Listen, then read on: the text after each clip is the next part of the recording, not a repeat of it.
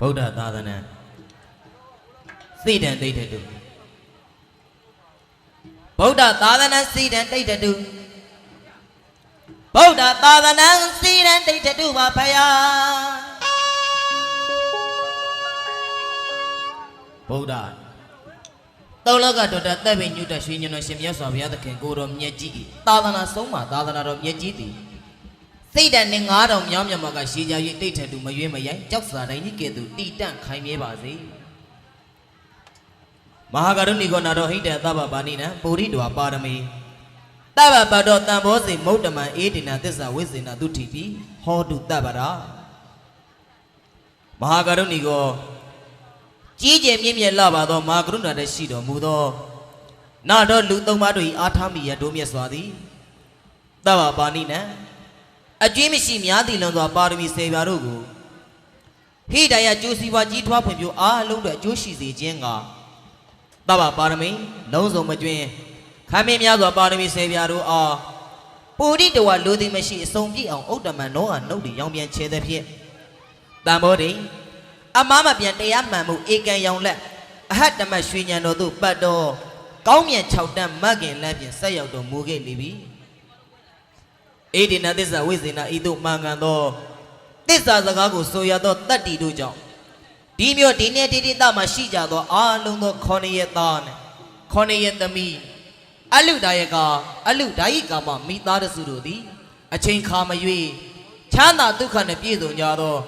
သူတော်ကောင်းတွေဖြစ်ကြပါစေလို့ရွှေဆိုင်တော်မင်္ဂလာဖွဲ့က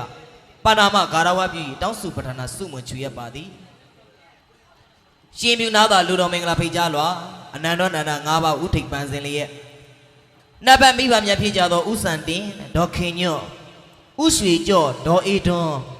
ဥလာစိန်ဒေါခင်စိန်တို့ဟာယေစုအမှုထား၍ယနေ့မှဖြင့်မင်္ဂလာရှိလာပါသောအလုဒါယကသာသနာဒါယကကြီးဥအောင်ကျော်လင်းမင်္ဂလာရှိလာပါသောအလုဒါယကမှာသာသနာဒါယကမှာကြီးဒေါခင်စံဝင်းသာမောင်ရဲဘုံမြတ်အောင်မောင်အောင်ကောင်းမြတ်မိသားစုတို့ကလေးမြတ်စွာဖြင့်ဖိတ်ကြားအပ်ပါသည်ကျွန်ုပ်တို့မှာဇာတိတဏမကင်းလေသမျှဤလူဘွားခါခါ၌ဆင်းလေရပြီးညှင်းလေကြတဲ့ဒုက္ခဝေဒနာကိုမောက်ချသွေးမကွာခံရမှာပဲကြံစကညံထဲမှာဝင်လာဆွဲသောကြောင့်ထင်စွာမလဲတောက်ပါတဲ့ဒေတာမျက်နှိပ်ပံဇခန်းတို့စိတ်ကြမ်းမှန်းကသရာဥက္ကဋဖြင့်ဓမ္မနုက္ခမြတ်တာနတ်တင်တကဝသာသနာပတ်ပိစာအလူတော်မင်္ဂလာပူဇော်စီရင်ကျင်းပါရာဝင်ဖယားမှုရှိသောထေသံကားတဲ့ရှင်သူမြတ်တို့အားစွမ်းတင်ကန်းဓာတ္တပဝိတုစုစုတို့ကိုစက္ကန့်လှူဒန်းပူဇော်ပြီးလျင်ဆရာတော်တန်ဃာတော်များဟောမွေပြီးပြိတ္တရားတော်ဒေသနာတော်မြတ်များကိုအာတုတကွနာယူလိုပါ၍ဆွေသဟာမိတ်များကိုဖြင့်ရွှေပြည်လွာမှာရေးသားလို့ဖိတ်ကြားအပ်ပါသည်အလုဒိုင်ကကြီးဥအောင်ကျော်လင်းအလုဒိုင်ကမာကြီးဒေါခင်စန်းဝင်းတို့မိသားစုတို့သည်ရက်ကောင်းရက်မြင့်ရက်ရစာကိုရွေးချယ်ထားတာက1380ခုနှစ်တပေါင်းလာဆန်7ရက်ပွဲစ1380ခုနှစ်တပေါင်းလာဆန်73ရက်18ရက်3လ2019တနင်္လာနေ့ပွဲနေပွဲတိုင်းအလုတော်မင်္ဂလာဧကန်ကြီးနနက်9နာရီမှ12နာရီအထိတရားတော်နိုင်ယူကြီးနေ့လယ်2နာရီအလုတော်မင်္ဂလာဌာနဖြစ်သောမကွေးတိုင်းဒေသကြီးမကွေးမြို့နယ်ဖယားကုန်းအုပ်စုဂွေချောင်းတောင်ကျေးရွာနီဥအောင်ကျော်လင်းဒေါခင်စန်းဝင်းတို့၏နေလူတော်မင်္ဂလာမန္တတ်သို့ဒါကြောင့်အလူကြီးကျက်သည်ပြောစီမှနေဆိုသည်စင်လာစကားအတိုင်းပြောစီတည်သချင်းများဖြင့်ကျေးဇူးဆက်ကျက်သည်ရှိရှိထောင်မုံမြည်မိဆိုင်းတော်မင်္ဂလာဖြစ်သော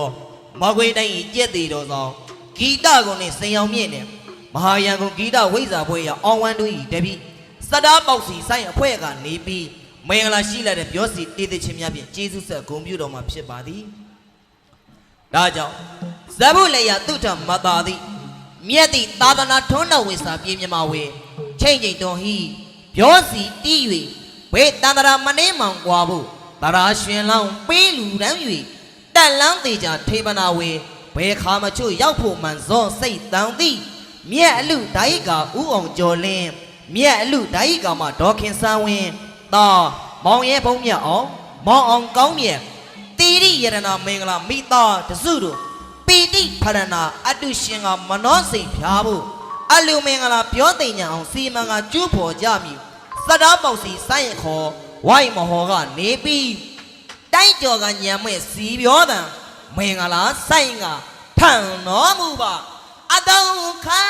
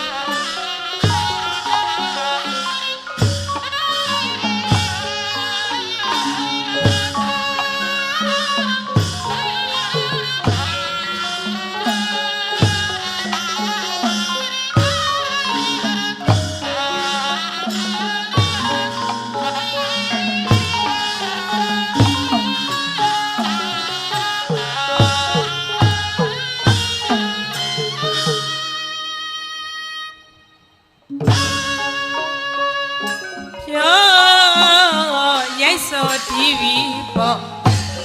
အမိုက်တော်ကြီးပါတဲ့ခရီးသည်တွေတောင်းရရင်အလဲမရဏညိတွေခန္ဓာရှိကွဲပြားတဲ့မိထနိစေရလေ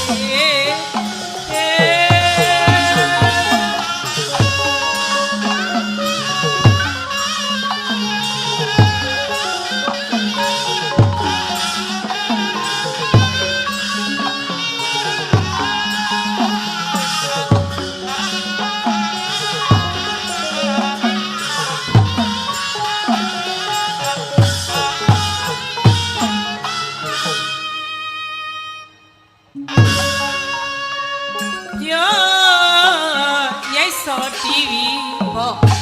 အမိတ်တော်ကြီးပါတဲ့ခရီးသည်တွေတောင်းရရင်အလဲမရဏ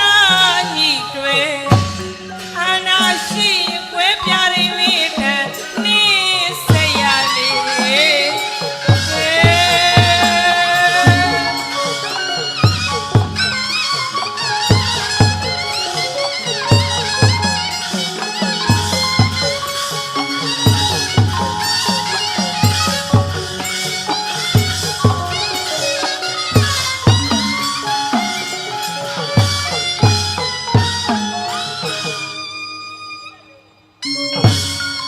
နေမြင်ညပြောက်ကြောက်စရာအများစုွယ်ဘယ်တော့မှနေတိသလိုကျွေရည်လိမ့်မယ်အော်နေမြင်ညပြောက်ကြောက်စရာအများစုွယ်ဘယ်တော့မှနေတိသလိုကျွေရည်လိမ့်မယ်ကိလေသာရုပ်အသွင်သမောက်စင်ပြောင်းအောင်စေဩဝိနောင်တောင်းလွတ်အောင်လာယော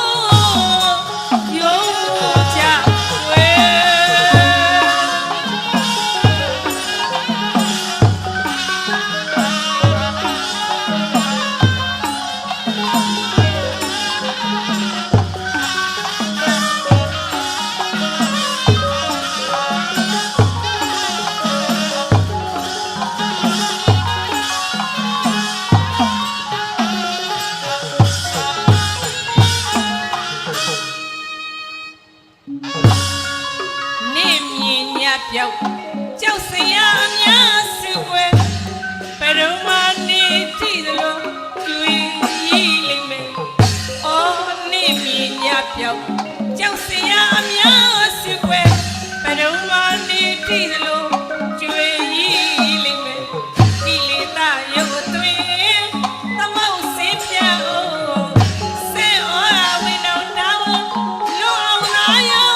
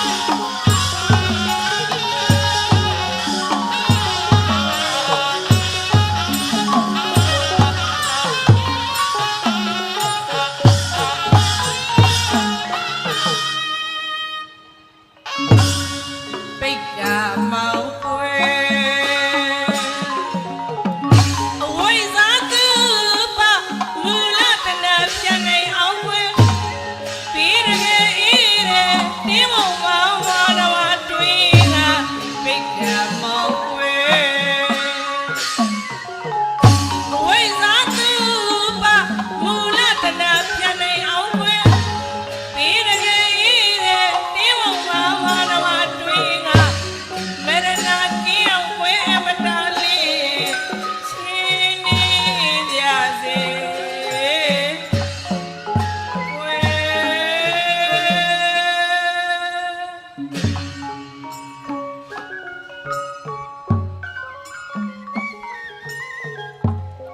တဲ့ဝရိဒနွေဝင်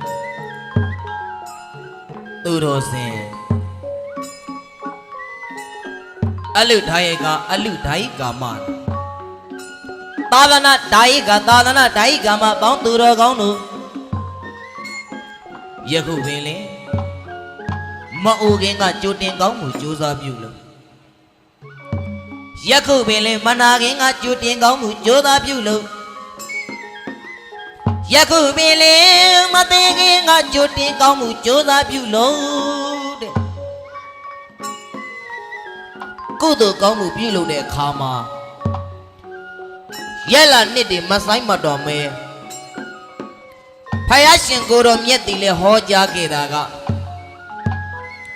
ကိန်းတော်မြင့်ငယ်သူမြန်မြန်ဆန်းဆန်းမမကန်ကန်လူရမယ်တဲ့ယနေ့မှာတော့မြင့်မြတ်လာပါတော့လူဘဝလူဘုံဌာနကိုရောက်နေကြတဲ့အလုဒါယကကြီးဦးအောင်ကျော်လင်းအလုဒါယကမကြီးဒေါ်ခင်စန်းဝင်းတို့ကသာသနာကြီးတောင်မှဖြင့်ဤလူဘဝကိုရောက်ခဲ့ကြပါပြီအဲ့ဒါလို့ရောက်ခဲ့ကြတော့ဟိုးရှိဘဝကကန်ကျွင်းကန်စားအကောင်းလေးတွေကြောင့်ယနေ့မှဖြင့်မြင့်မြတ်လာပါတော့လူဘဝကြီးကိုလေရခဲ့လာပါတော့လူဘဝကြီးကိုလေရကြကြုံခဲ့လာပါတော့သာသနာတော်မြတ်ကြီးနဲ့လေကြုံခဲ့ရအဖို့မဖြတ်နိုင်ပါတော့သာသနာတော်မြတ်ကြီးနဲ့လေကြုံခဲ့ရပါပြီဒီတော့ရခဲ့လာတဲ့ဘဝနဲ့ကြုံခဲ့လာတဲ့သာသနာဖြစ်ခဲ့လာတဲ့တရားတရားတွေနဲ့မြတ်စွာဘုရားသာသနာတော်မြတ်ကြီးချီးမြှောက်ထောက်ပံ့တော်သာသနာနုက္ခဟာဓမ္မနုက္ခဟာစသည်အဖြစ်ချီးမြှောက်ထောက်ပံ့သောမြင့်မြတ်လာတဲ့အလှူတော်ဒါနပွဲဆင်နွှဲကြခြင်းသည်ရည်ရွယ်ချက်ကတော့တဏှိဒုက္ခဆိုသည်အင်းကြီးချမ်းသာလာပါတော့နိဗ္ဗာန်ရွှေပြည်တက်ကြီးကိုရောက်ရပါလို့ဤရရပါလို့ဤလို့တောင်းဆိုဆိုပြီးတော့လှူဒန်းနေကြတာပါယနေ့မှာပြင်ဦးအောင်ကျော်လင်းဒေါ်ခင်စန်းဝင်းတို့သားဖြစ်တဲ့မောင်ရင်ဖုံးမြတ်အောင်မောင်အောင်ကောင်းမြတ်တို့မိသားစုတို့ကကျွန်တော်ကျမတို့ဒီဟောဒီတန်တရာကိုပြန်မလာလို့ပါနဲ့ခန္ဓာဆက်ချုပ်ငင်းရဖြစ်သောနိဗ္ဗာန်ရွှေပြည်တက်ကြီးကိုဉာဏ်နဲ့ရှင်းပြီးတွဲဖက်ပြီးလှူဒန်းလိုက်တဲ့အလိုတော်ဒါနပွဲတော်သဘင်ကြီးကို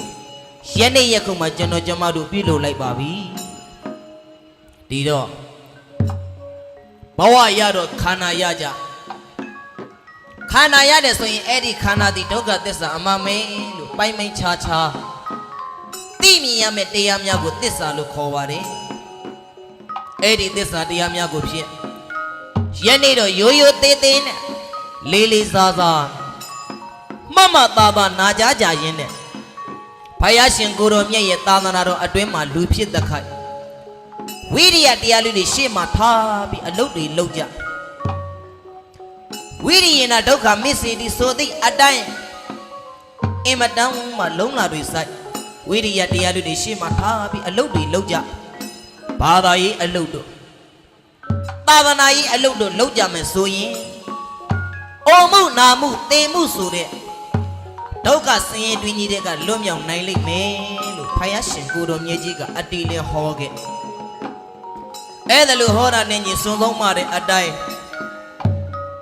ယနေ့တော့ဦးအောင်ကျော်လင်းတို့ဒေါခင်စန်းဝင်းတို့ကတာယရဏသမီးယရဏတို့ကိုဝါဝသင်္ကန်းလာနဲ့ဆင်မြန်းလာတဲ့အလူတော်ဒါနပွဲတော်တော်ပင်ကြီးမှာဖြစ်မကွေးတိုင်းကျဲသေးတော်ဆောင်စတားပေါစီဆိုင်းဖွဲကနေပြီးတော့မင်္ဂလာရှိလာတဲ့ပြောဂီတတေးသချင်းများဖြင့်ကျေးဇူးဆက်ဂုဏ်ပြုနေခြင်းဖြစ်ပါသည်ဒီတော့ ခမရတို့ကျုပ်တို့ယခုရနေကြရောက်နေကြတဲ့လူဘွားကြီးဟာတတင်ကချိန်လေးသာဖြစ်ပါတယ်အဲ့ဒီတော့ယခုလိုရခဲ့ရောက်ခင်းလာတဲ့လူဘွားကြီးတွေမှာခမရတို့ကျုပ်တို့တွေအမားကိုသင်္ကန်းဆောင်မယူတတ်သေးတော့နောက်တဲ့အမားတွေအများကြီးနဲ့ရင်ဆိုင်ရလိမ့်မယ်တဲ့ဒီတော့ခမရတို့ကျွန်တော်တို့တွေနောက်ဘဝအရေးစိတ်အေးရလေအောင်ဘလို့ကုသိုလ်မျိုးတွေပြုလို့ရမလဲဆိုပြီးမြတ်စွာဘုရားကိုတွားပြီးလျှောက်ထားတာအရှင်မယတပည့်တော်တို့တွေဘယ်လိုကုသိုလ်မျိုးတွေပြုလို့မှဘယ်လိုတရားတွေကျင့်သုံးမှဘယ်လိုဒါနမျိုးတွေပြုလို့မှနောက်ဘဝအရေးမှာစိတ်အေးရမလဲဆိုပြီးလျှောက်ထားတော့မြတ်စွာဘုရားကနေပြီးသစ္ဆန္ဓမ္မောတိတိစာခောဆိုပြီးတရား၄မျိုးကိုဟောတဲ့နံပါတ်1အချက်သစ္ဆံဆိုတဲ့အမှန်တရားရှိဖို့လည်းလိုအပ်ပါတယ်ဓမ္မောဆိုတဲ့အသိပညာရှိဖို့လည်းလိုအပ်တယ်တဲ့ဒိဋ္ဌိဆိုတဲ့လုံးလဝရိယရှိဖို့ဆိုတာလည်းလိုအပ်ပါတယ်သာကောဆိုတဲ့စွန့်ကြဲပေးကမ်းမှုဆိုတာလည်းရှိဖို့လိုအပ်တယ်တဲ့ဆိုလိုတာကတော့မှန်ကန်တာကိုပြောပြတတ်ဖို့လိုတယ်ကိုယ့်ဘဝကိုယ့်အကြောင်းကိုအကြောင်းအကျိုးအကောင်ဆိုသိတဲ့ဉာဏ်ပညာနှစ်ခုရှိဖို့လည်းလိုအပ်ပါတယ်ကြိုးပမ်းအားထုတ်မှုဆိုတဲ့လုံးလဝရိယရှိဖို့လည်းလိုအပ်တယ်တဲ့စာကဆိုတဲ့ကိုယ်တယောက်တည်းမသုံးသွဲပဲနဲ့ကိုယ်မှာရှိတဲ့ပစ္စည်းဥစ္စာများကိုအများနဲ့မျှဝေသုံးစွဲတတ်တဲ့စွန့်ကြဲပေးကမ်းမှုဆိုတာလည်းရှိဖို့လိုအပ်တယ်အဲ့ဒီတရား၄မျိုးနဲ့သာပြည့်စုံနေရင်ခါများတို့ကျုပ်တို့တွေနောက်ဘဝအရေးမှာစိတ်အေးရပြီလို့မြတ်စွာဘုရားကအတိလင်းဟောခဲ့ဒါကြောင့်ဆင်းရဲခြင်းချမ်းသာခြင်းမတည်မြဲလာတဲ့လောကကြီးမတည်မြဲလာတဲ့ဟောဒီလောကကြီးထဲမှာဖြစ်အမြဲမရှိတဲ့အနိစ္စတရားဖြစ်ရင်ဆိုင်ခဲ့ကြရတဲ့ခမည်းတော်ကျုပ်တို့တွေဟာရလာခဲ့တဲ့ဘဝတွေကလည်းများလာရှောင်လန်းခဲ့ကြတဲ့တန်တရာခီးကြီးကလည်းရှည်လျားခဲ့ကြဒီကနေ့တော့ကျွန်တော်ကျမတို့အဲ့ဒီတန်တရာခီးကြီးကရက်တန်းငါရက်ပြက်တန်းငါပြက်အောင်ညံ့မျောမြင်ကြီးမားစွာဖြင့်ဒါနတွေနဲ့တွဲဖန်ပြီးတော့ဘာသာသာသနာရှိရှုပြီးတက္ကလာသာသနာရေးကိုမျောတွေးပြီးတန်တရာထွက်ရလမ်းကိုရှာကြံကြတဲ့အလုဒိုင်ကကြီးဥအောင်ကျော်လင်းအလုဒိုင်ကမကြီးဒေါခင်စန်းဝင်းတို့မိသားစုတို့သည်စတာပေါစီဆိုင်ဖွေကနေပြီးခရီးသည်ဆိုတဲ့တေးသချင်းလေးနဲ့ကျေးဇူးဆက်ဂုဏ်ပြုခြင်းဖြစ်ပါတယ်ဒါကြောင့်ဇဗုဒီပါကျွန်းလက်ရဝဲဇဗုဒီပါကျွန်းလက်ရဝဲထုံးသွားနမိတ်ရှွန်းတာစိတ်ဖြင့်အသာဒေသစိတ်ကအလူယူ၍ပူဇော်ပါကောသာသနာဓမ္မနုက္ခချင်းမြင်သည်ခါကြပါတော့ကြောင့်ယရနာလသားချစ်စရာတို့အားတာရှိပြပရိခယာအစုံနဲ့စိတ်တရားဝမနောပွား၍စောမယပါရမေတံအမွေကန်စောင့်နှင်းသည့်ဒါနပွဲတော်မြတ်မှာအလုဒါယကကြီးဥအောင်ကျော်လင်းအလုဒါယကမကြီးဒေါခင်စန်းဝင်းတာမောင်ရဲဖုံးမြတ်အောင်မောင်အောင်ကောင်းမြတ်တို့မိသားတစုတို့စိတ်အကြံမှန်မှန်ရအောင်ဤကဲ့သို့နိဗ္ဗာန်တကားဖွင့်ပေးလိုက်ရပါကြောင်းသူတော်ကောင်းအပေါင်းတို့